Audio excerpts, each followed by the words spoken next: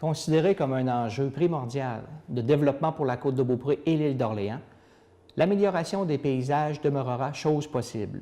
Le gouvernement du Québec injecte une somme de 143 000 pour soutenir des projets structurants visant la mise en valeur et la protection des paysages de la région de la Capitale-Nationale. La télévision d'ici a préparé ce qui suit. C'est une excellente nouvelle pour la circonscription, en fait, de l'ensemble des territoires de MRC. On parle de l'île d'Orléans, on parle de la Côte-de-Beaupré dans ce cas-ci et de Charlevoix. On inclut également Portneuf, donc dans la signature de l'entente paysage. C'est une signature qui s'est fait attendre.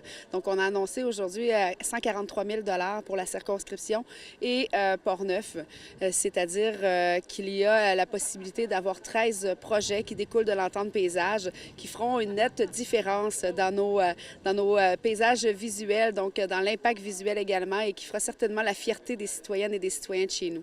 Est-ce qu'il y a des projets qui sont en cours qui pourraient éventuellement s'ajouter à ça? Bien, il y a des projets qui sont identifiés. Il y en a 13 au total. Si on prend l'exemple de l'île d'Orléans, alors dans l'entente paysage de l'île d'Orléans, lorsqu'on pense au littoral, évidemment, on pense au projet du parc riverain de Sainte-Famille, qui est un projet que je soutiens, qui est un projet que je connais très bien déjà depuis quelques années. Alors, il y a ce projet qui s'inscrit dans l'entente paysage. Il y en a d'autres du côté de la Côte-de-Beaupré. Il y en a d'autres également du côté de Charlevoix.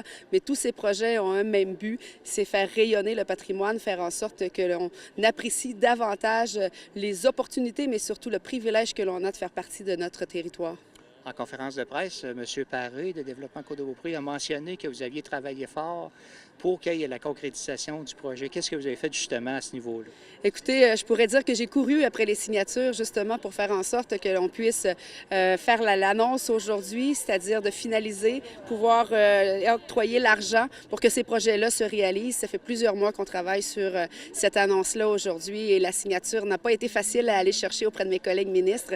Donc, il y a eu un délai administratif que l'on a réglé grâce à la collaboration également de Développement Côte-de-Beaupré, qui est un excellent gestionnaire de l'entente paysage. L'île d'Orléans, dans ça, va ressortir gagnante parce que c'est le développement ou l'amélioration des paysages. Ça se rajoute déjà à ce qu'on offre à l'île d'Orléans, soit les cultures, le patrimoine, l'histoire. Donc, vous comprenez, là, ça fait un tout, puis ça va faire une île d'Orléans encore plus plaisante à vivre. Vous avez mentionné aussi qu'il y en a un projet qui fait partie là, des paysages, justement. C'est lequel que vous avez parlé ce matin? C'est ça. L'amélioration du littoral, bien sûr, il y a un projet qui est présenté par la municipalité de Sainte-Famille. Puis vous allez voir du côté nord de l'île, il y a quelque chose de bien qui s'en vient. Puis on a vraiment hâte de vous le présenter. Bien, ce qui est bon, c'est que c'est un renouvellement d'une entente qui existe depuis 2008 sur l'entente des paysages avec, on est 5 MRC, donc de la Capitale-Nationale. Puis ce qui est bon, là, c'est que cette entente-là nous oblige à faire des projets, à avoir une sensibilité au paysage, tout ce qu'on fait, avoir le réflexe de regarder avec les paysages, tout ça, bien, juste ça, c'est bon d'avoir des ententes comme ça pour l'ensemble du territoire. Donc, on vient sensibiliser tout le monde, autant les élus que les citoyens, et ça nous donne des résultats, je pense, qui sont assez concrets. On a l'espace Filion ici à l'Anse-Gardin qui est extraordinaire, que tout le monde adore. Donc, on a travaillé en collaboration avec eux lorsqu'on l'a fait. Bon, on a d'autres projets comme ça sur la Côte-de-Beaupré dans la région. Donc, c'est juste du positif des ententes de ce genre-là. Est-ce que ça peut apporter justement de l'eau au moulin au niveau touristique aussi? Oui, c'est sûr. Bien, la région est touristique, donc c'est idéal. Puis aussi, bien, comme je disais, hein, c'est vraiment avoir la sensibilité de se questionner à chaque fois qu'on fait des interventions. Tout n'est pas parfait, mais je vous dirais que depuis 2008, il y a beaucoup d'améliorations, puis ça continue. Donc, c'est que positif. Bonne question. Écoute, je pense que c'est d'abord et avant tout en plein cœur de notre mission. C'est-à-dire que nous, on est une organisation qui est vouée au développement de notre territoire, puis on veut faire ce travail-là en collaboration avec tous les autres territoires de la Capitale-Nationale. Alors, quand on a la chance de porter une entente régionale comme l'entente sur la mise en valeur des paysages, on est vraiment pile dans le mandat qui nous est donné par notre MRC et par la communauté des gens d'affaires de la Côte-de-Beaupré aussi. Voilà, on est vraiment dedans.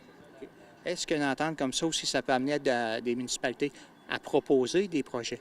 Clairement, c'est ça qui se passe. Hein?